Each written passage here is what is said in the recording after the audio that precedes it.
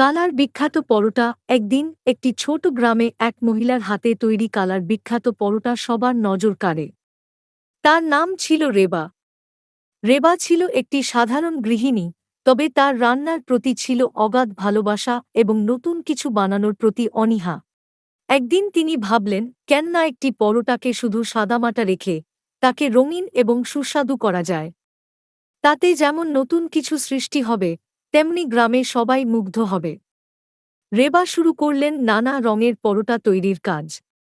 তিনি গাজরের রস দিয়ে কমলা রং, পালং শাকের রস দিয়ে সবুজ, পেঁপে দিয়ে হলুদ এবং বেগুন দিয়ে ডার্ক রং তৈরি করলেন।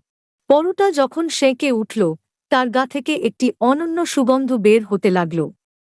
গ্রামে একদিন রেবা এই বিশেষ পরোটা নিয়ে চলে গেলেন এবং মানুষের মধ্যে এক ধরনের কৌতূহল সৃষ্টি হল।